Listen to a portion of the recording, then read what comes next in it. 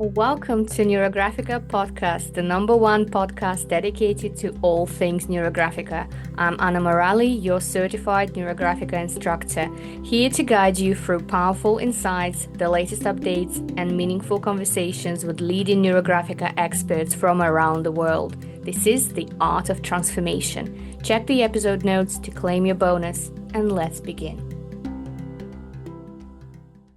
So, hi everyone, this is Anna Morrallee, your podcast host. This is Neurographica podcast, and today I have a very special guest. This is my dear friend and also my student. We met through Neurographica courses, started from the basic user, and also Alex qualified as a certified Neurographica specialist.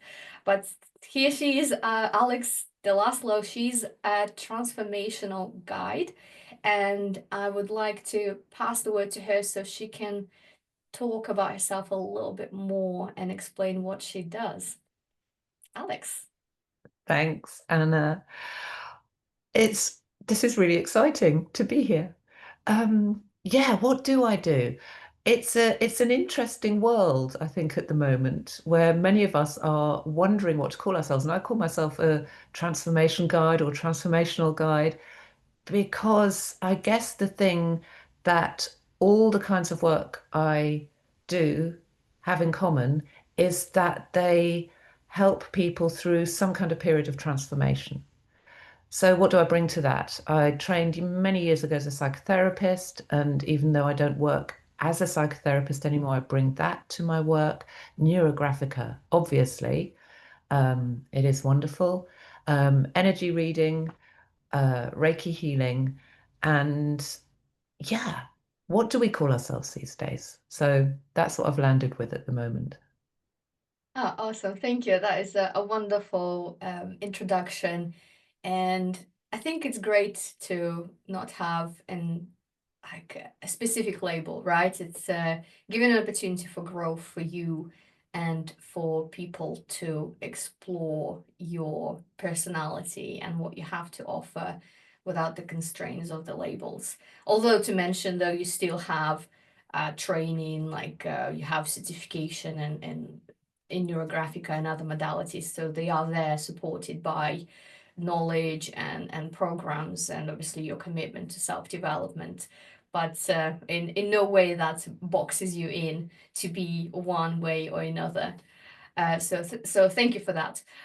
Today we are going to talk about self-reflection, and for many who is in the know in Neurographica, even probably just starting off, self-reflection, reflection is talked about all the time, and it's probably one of the most important areas and of focus in Neurographica process, even more so than the actual creation or drawing of something. The self reflection is a key thing that gives the results and guidance in the process. I'd like you to share your understanding of self-reflection and remind those who are listening, or maybe those who are not aware of the whole process, about the four key points that we try to capture when we do self-reflect during the process of drawing Neurographica.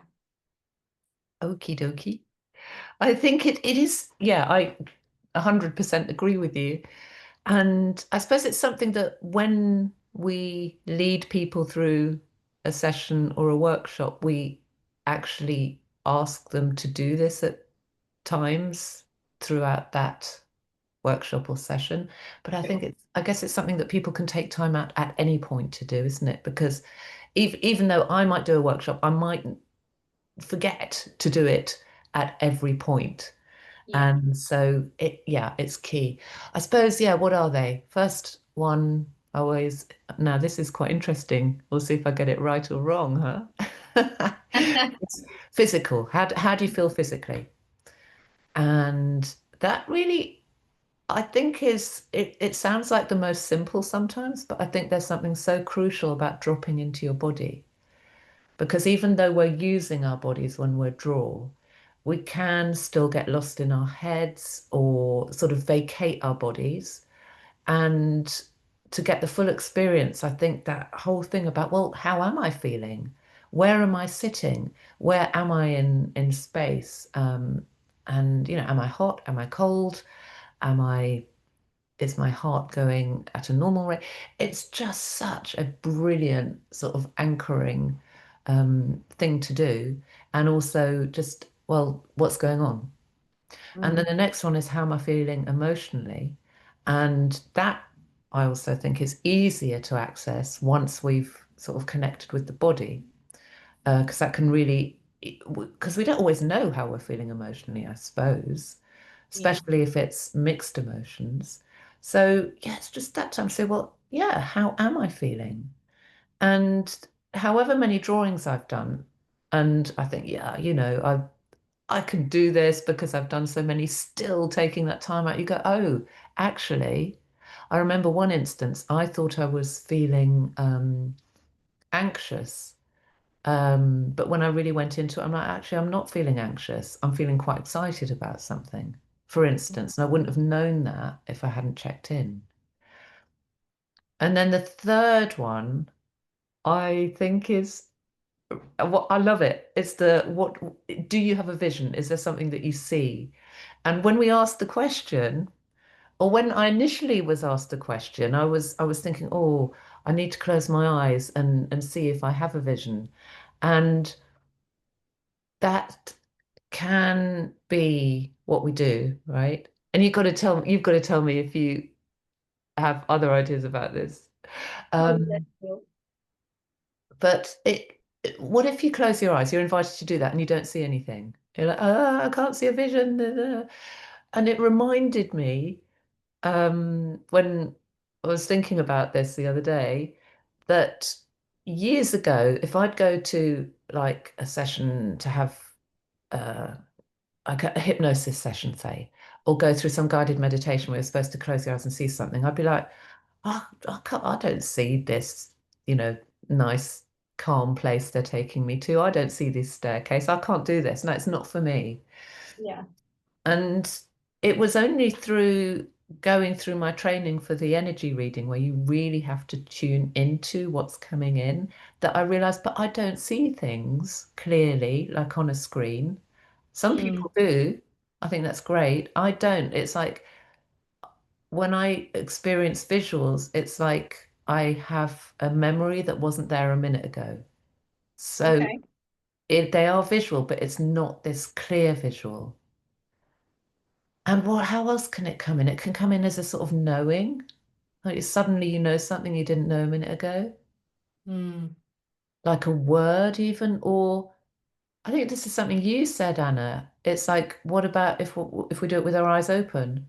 And if we really tune in, and we've already tuned into how we feel physically and how we feel emotionally, and then we look around the room, we see things differently, right? Something might just leap out at us, or we see things that we wouldn't have seen half an hour ago.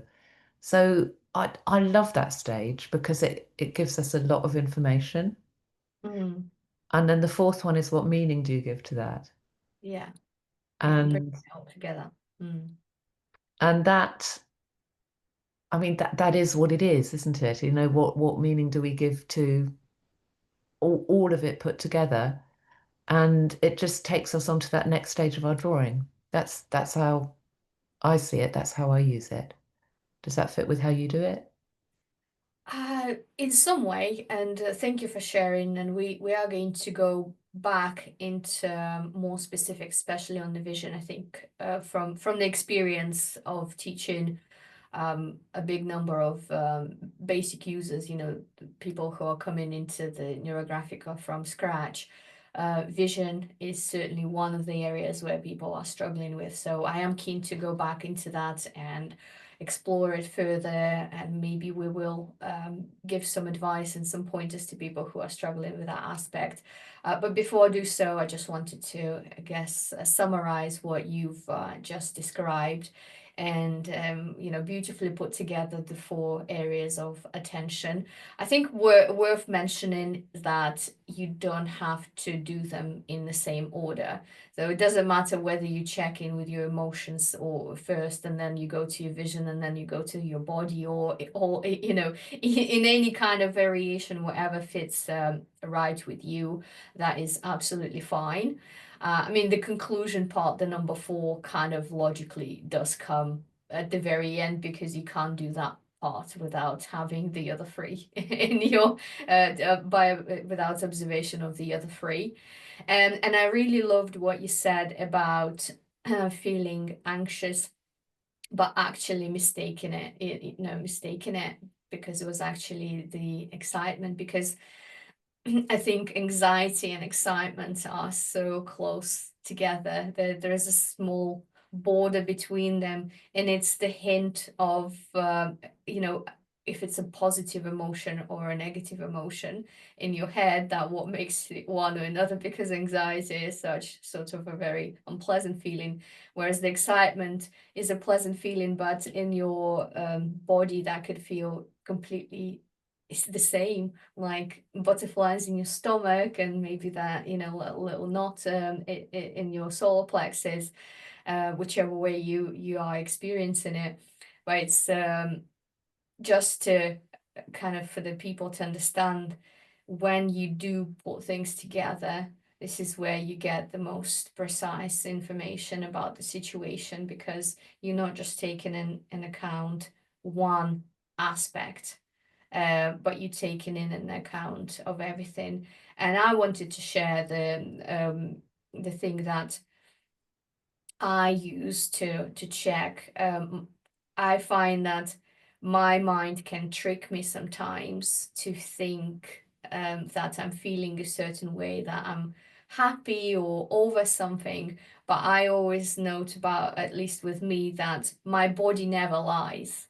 And then through this process, I think the more you do self-reflection, you will learn what is always true within yourself and your experience, what you can go to rely on to check, is this true? So if I'm working on my trauma, for example, and I feel like, oh, I feel lighter and it's all great. But if my body still feels a little heavy somewhere, and there's like cat scratching me inside, I know for sure that the work isn't complete. That I might feel the relief in the moment, I might feel the movement in the sense of that I am healing, but I can also for sure say, if my body is not 100% light and there is something there still, I know that the process isn't complete. And for me, this is something I always go back to. Like, what does the body tell me? Does that match with the rest of the picture, or am I trying to convince myself or fool myself in this process? So it certainly goes a lot deeper than just going and doing something for the amount of an hour and a half of a workshop. But like you said, it is a life skill.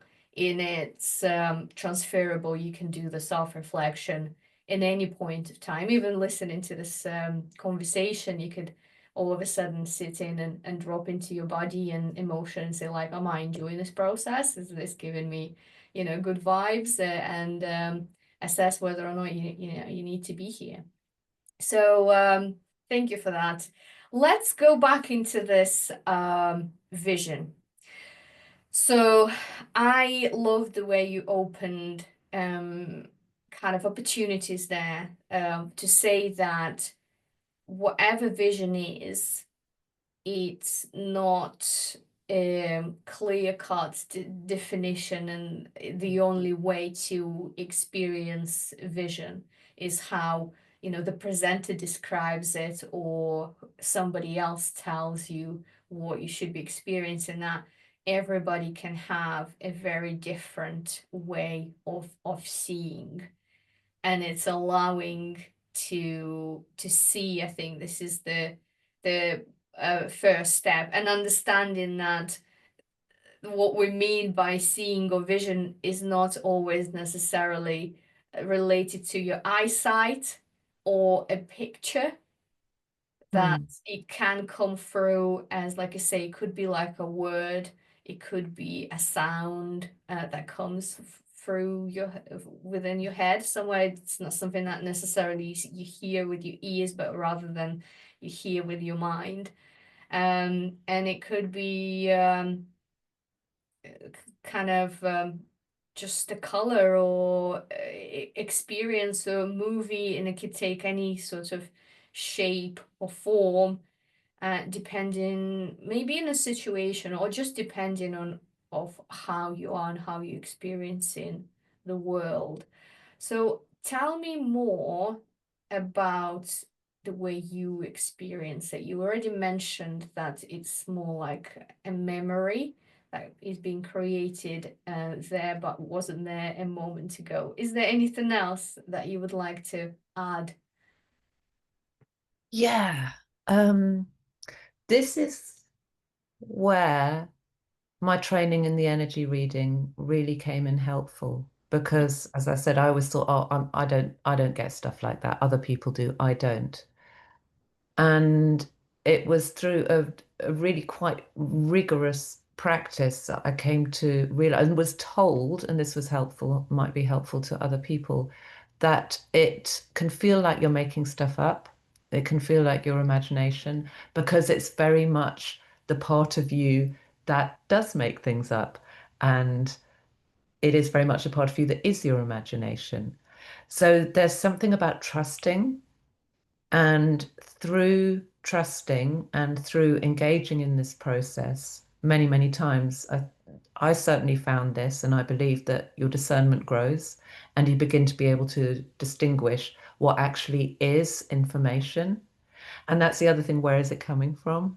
You know, is it coming from our unconscious, perhaps? Is it coming from spirit in whatever form, God or spirit guides? Um, so it depends on what we believe and what we're open to.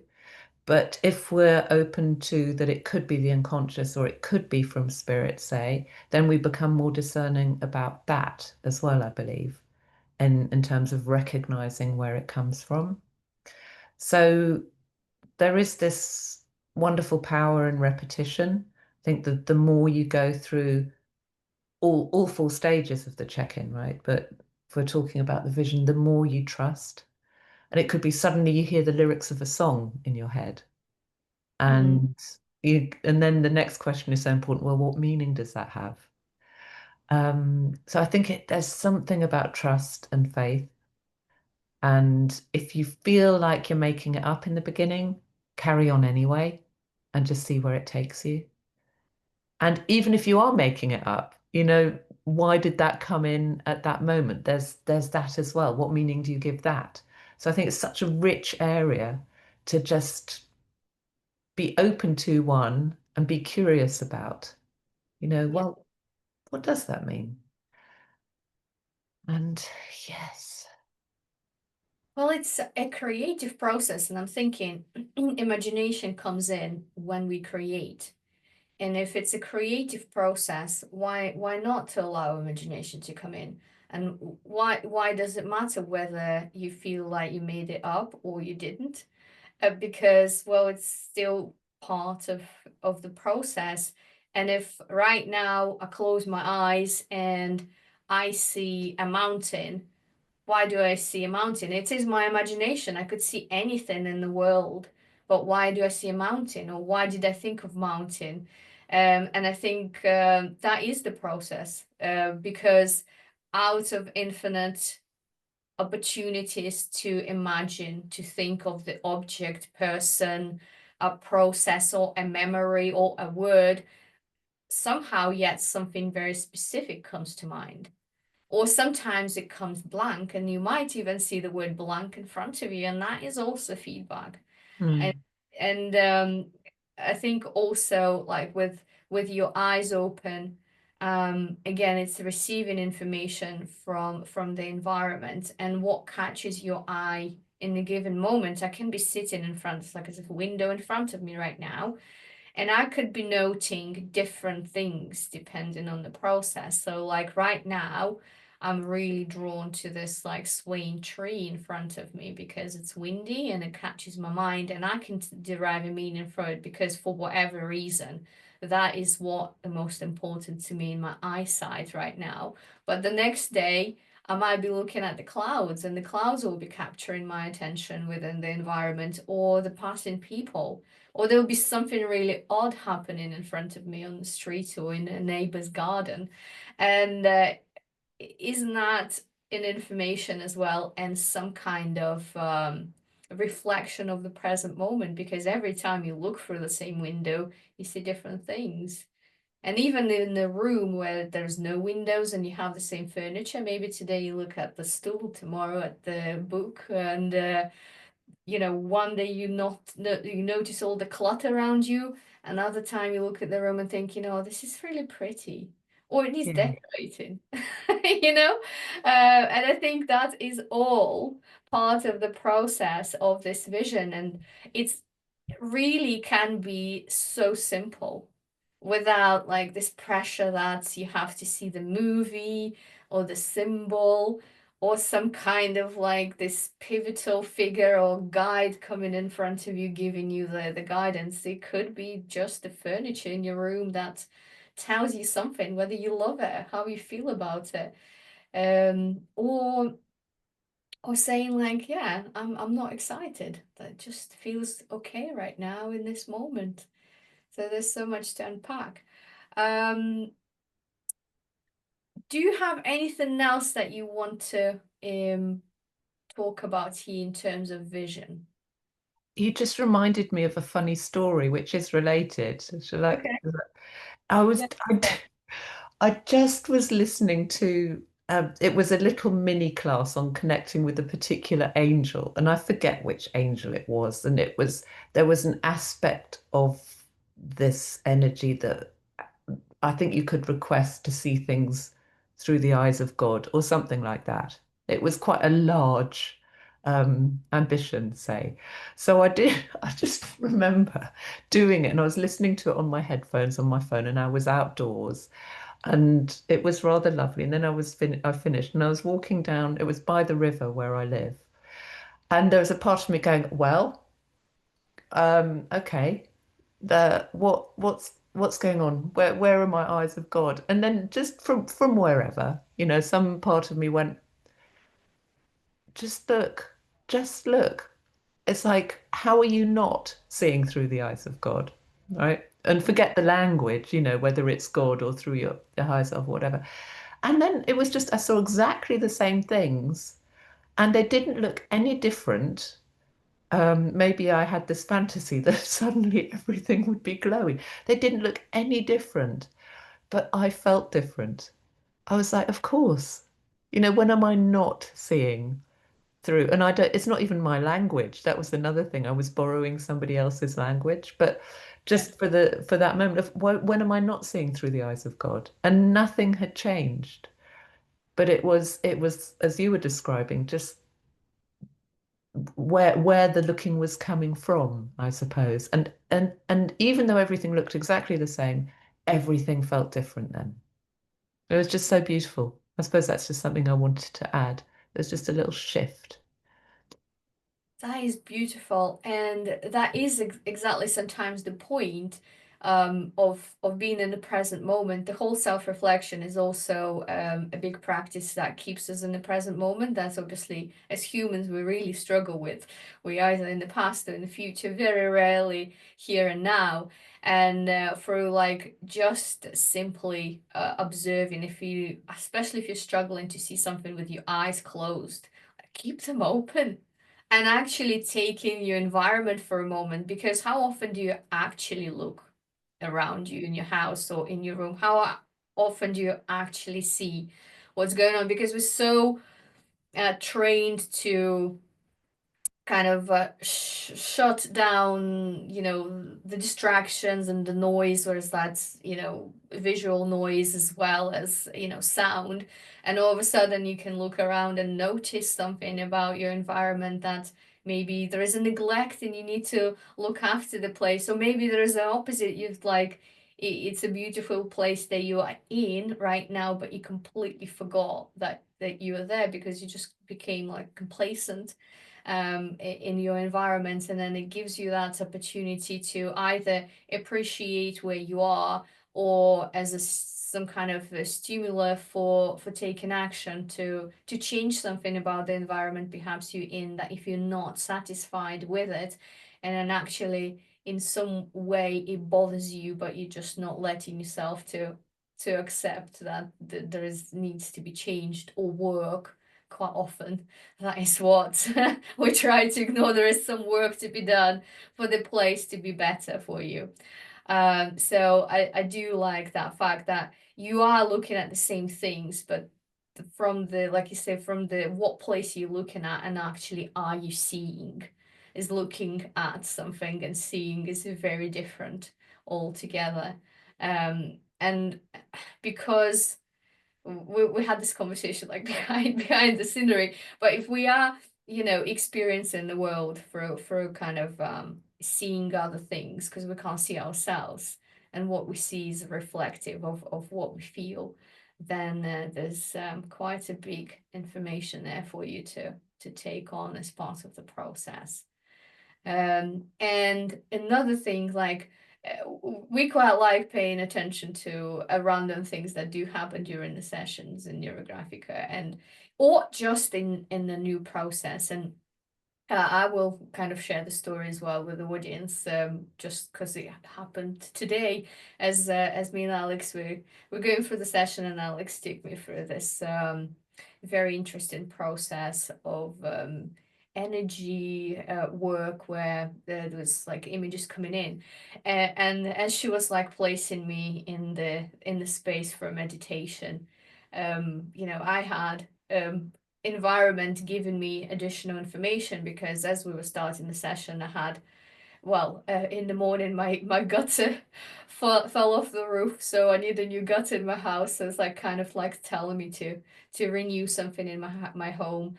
And then right at the session, I had first the rag. It's like, I don't think it's a very British thing, is it? The rag. There's basically this van that goes around the streets of the UK, and they shout this thing called the ragbone, which means scrapped metal. I for years didn't know what it meant. I was like, why are they shouting something about bones? I have no clue. So but they come in and they collect your scrap metal or old washing machines, something that you no longer need. So they like take it away, and then they sell it, take it apart, and make money off it. Um, and then, 2 minutes later, I had a bin man collection as well. I going sweeping through the streets, and I'm seeing this truck, and the bins are rattling in the street. And this is like, to me, it's like screaming 3 times, like, Annie, you need to take trash out. And obviously, metaphorically speaking, I understand that there is some need for me to do some cleansing in my life, whether that is literally, getting rid of some physical trash in my physical space, or whether that is, could be interpreted as emotional baggage. And we were talking about focus and distractions, and in the context of the theme of what we were working on, it's probably is talking about like, yeah, let's take the distractions out, like remove them from your life. You have 3 signs, and that is the process of self-reflection. So when you do so, wherever you draw in Neurographic or in some kind of transformative process, keep an eye out what you're hearing and what you're seeing and what's happening in that particular moment, because I don't think there is a coincidence. I don't believe in coincidence. I think it's all really synchronicities that guide us in the process. What do you think about that, Alex? I just think that's extraordinary because they do say things come in threes, don't they? And that Yeah. was three pretty clunky signs. Yeah, I agree. The It's funny how one story sparks another story. Mm. It's where, people say that there can be a significance if you see a white feather, right? That a white feather can signify some angelic presence, and I love that. But where I live, there are a lot of gulls, so there are a lot of white feathers. So I've always been a bit like, yeah, yeah, I can see a white feather whenever I want to. It doesn't mean anything. But there's something then about what, like you were talking about, welcoming a vision when your eyes are open. Uh, if you're walking down the street and suddenly there's just that one white feather that for some reason is very, very clear and it's just there for you to look at, then maybe I choose to give that some significance. So th this did happen to me because I was a bit of a like, yeah, all you people with your white feathers, good on you. I love it, but it's not for me. And then this happened. Again, nothing extraordinary except for that it was that. It was almost like glowing, even though it wasn't. Mm. And yeah, um,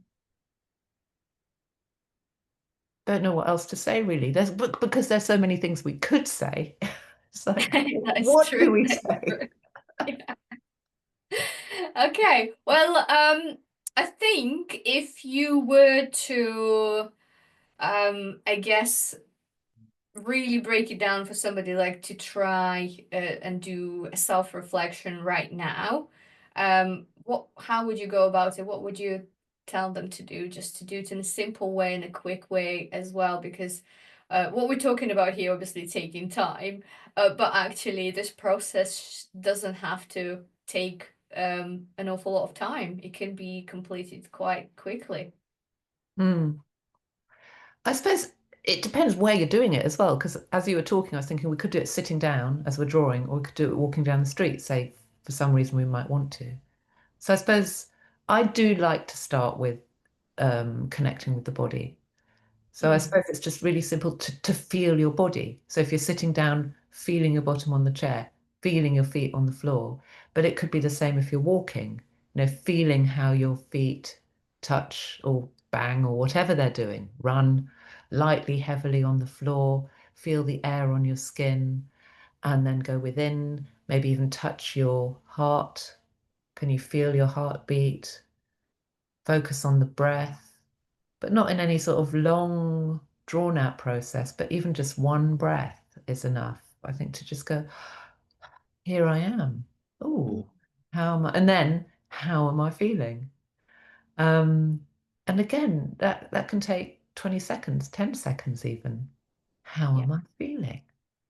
And I think it's just maintaining that curiosity and openness to whatever comes in.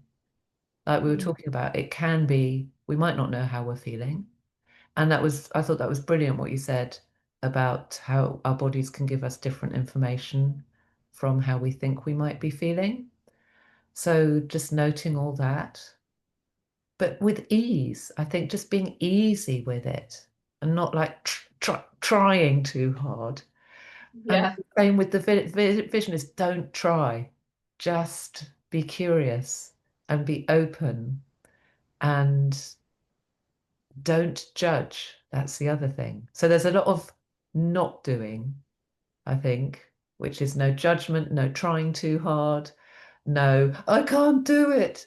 And just being curiosity is probably the best thing to connect to. Mm. And then same with the meaning. I'd say be light with it. It's like I don't actually know, but I think it means this. And then if we stay connected with the body, I think sometimes we get a confirmation of that. It just feels like, some people feel warmer or colder or feel something on the back of their neck. Or I don't know, there are so many different things we can feel. Do you feel something if you get a confirmation of what's going on? Say if the meaning of it as well can feel a little bit pressured, and I think people sometimes when they're forced to create a meaning, they force the meaning on themselves in that process. But I think quite often it just could be as simple as like, yeah, that feels good or that feels bad. Like, as simple as just knowing that, yeah, I like it or I don't like it, how I feel, or whatever the process is right now. Or it could be I am uncertain. And Mm, feeling uncertain or not knowing is also a reflection and a conclusion to have, because we don't have to constantly know in exact meaning or outcome of our present moment. Sometimes there is needs to be some time to develop into something. Things needs to happen before we actually do know. And like I say, when you do know, you also will be absolutely certain that this is how it feels. It's like when you love somebody and you kind of like know that you love somebody. So it's, I think this is the kind of the process as well. And I love the way you described it. And this is what you've offered is very much an everyday process, and do it at any moment, at any time process. And it's beautiful. It's just like self-care and check in with yourself from time to time throughout the day. The only thing I would like to add, you can also do the same process, but with additional intent, as in how we do it in Neurographica, with a theme in mind.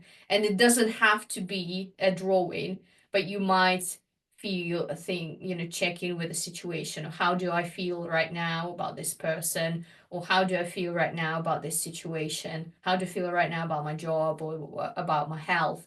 And you could just having that sort of header over it, like a little agenda, and based on that agenda, your everything will be different, because there is a general tap into moment and knowing how you feel, and there is this prescribed thing like, okay, how do I feel about this specific situation? And you can test that and notice that these things can be very different. You might be feeling very relaxed and pleasant in the moment, but as soon as you start thinking about perhaps a person and you have a conflict with them, you will notice that your body might tense and your mood might shift while you are thinking about that specific thing, and vice versa.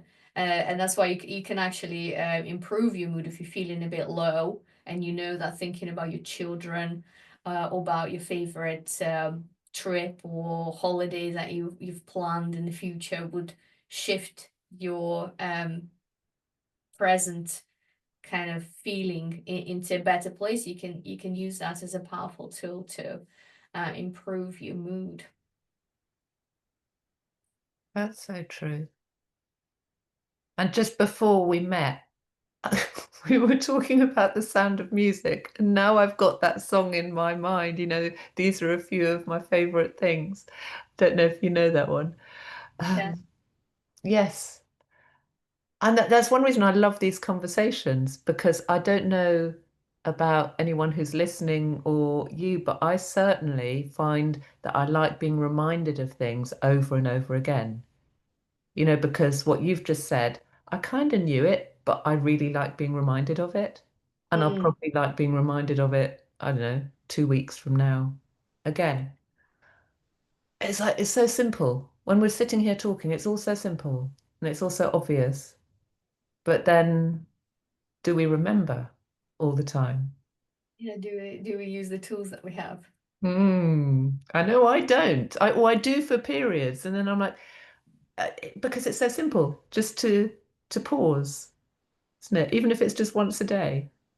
And Yeah. sometimes I'm brilliant, I pause, I'm gonna do this 3 times a day, and I do it, and it's wonderful. It changes a lot, and then I forget, and I'm like, why? It's Mm. extraordinary.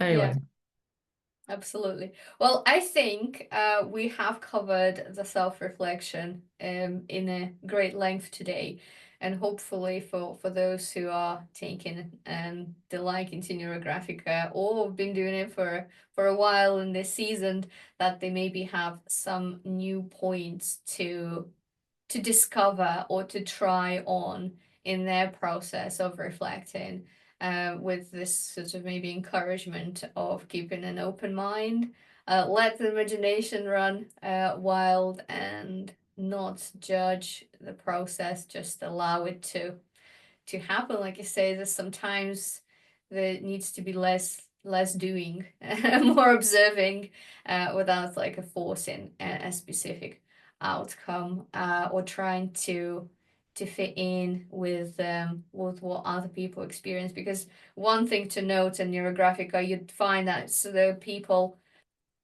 and even within the same person, you know, some drawings you can have a super powerful experience.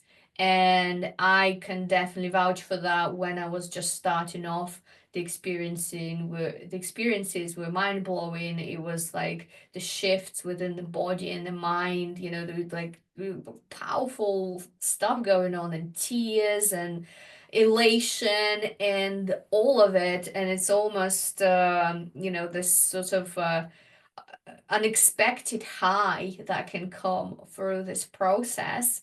And then you hit the point where you stop receiving those very powerful emotions. And what can happen here, that you can miss the subtle cues. And it almost feels, and I've seen people commenting like, oh, I felt this powerful, you know, when I did the first drawing, and now I feel nothing.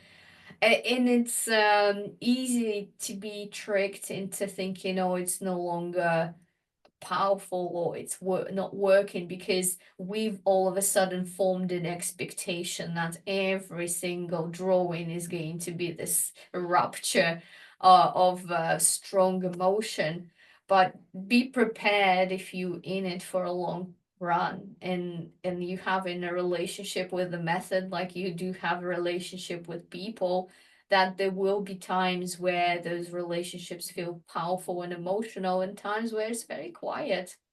And then you have to really listen to those subtle changes within yourself. Sometimes it's like, you know, half a millimeter movement within your mood, or very tiny um itch on your back that's happening right now with you, instead of, you know, having heart palpitations that trying to kill you.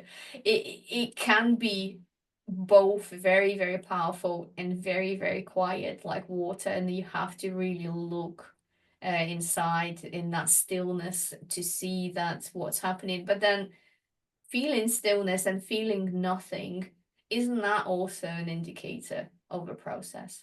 Isn't that showing either that you are not passionate about what you're creating right now, or that there's just that energy of stillness that is present? So I think I encourage people not to get attached to a certain outcome, result, or experience during the drawing, because even shape changes and shifts within the same person. Never mind other people, you know, having different experiences. So like, don't ever compare of how it feels for you to how it feels to somebody else. And even compare your own experience from one drawing to another, because it will surprise you eventually. It will surprise you if you let it. Do you agree? I so agree. And I haven't heard that expressed before, but it exactly describes my experience too. You know, the huge shifts in the beginning and them getting subtler and subtler, but actually being able to be more nuanced, I suppose, and experiencing things that I didn't, I was thinking, what is this? Where I'm actually getting really cross with my drawing, Hmm. which is huge information, you know, but it's not, you know, the highs, I suppose, from the initial introduction, really, really useful. So thank you for saying that. That was like, yes, actually that reflects what I experienced very much. Thank you. Thank you for like supporting me. I think it reflects most people experiences, and I just want people not to be discouraged when this shifts in changes, because it comes in waves, like relationships do. Like when you fall in love and everything is new and shiny, and then things come down a little bit, but it goes into something deeper, you know, like a deeper connection, calmer connection. I think it does happen with Neurographica, or if you draw in something over and over again, working on a case, then again, that can, you know, start with much excitement and motivation, and energy, and then that could sort of over time shift into something else. So we just ask you to reflect, don't we? We just want you to kind of pay attention and note what does change, because it is a method of transformation. And how can we expect things to be always in a certain Mm. way? Because that is not part of the process. Part of the process is to see what's changed, what's happened from one place to another. Right, Alex. Shall we bring this conversation to some kind of conclusion? I'd like to thank you for, first of all, for coming and being my wonderful guest. I enjoyed having you in my podcast ever so much. So I think we've uncovered some really exciting points and some stories where fascinating to me as well. So I am learning a lot about vision even now, and having your perspective gave me some new options and understanding of how I can work on mine and maybe enhance it in some way and go deeper. So I'd like to just express my gratitude for being here. And also would like to say that for people who are listening or watching, that if you would like to know more about Alex and connect to her, there will be a link to her website. And Alex is offering very generously a consultation, a free consultation. This could be something that you want to just know more about Alex's work and see how she can guide you for some kind of transformation. This could be Neurographica related inquiry, really whatever you want to get out of it. I'm sure Alex will be there to help. So click on the link to check out what she does as well, what kind of services she provides, and maybe connect with her on social media as well if you want to know more about her work and follow and see where the path takes her. Alex, what would you like to say to conclude this session? I want to say thank you. That was lots of fun. You And I just love it when things are really enjoyable. And calling it fun doesn't mean that we didn't talk about some quite meaty, important stuff. But I've really, really enjoyed this. Thank you so much.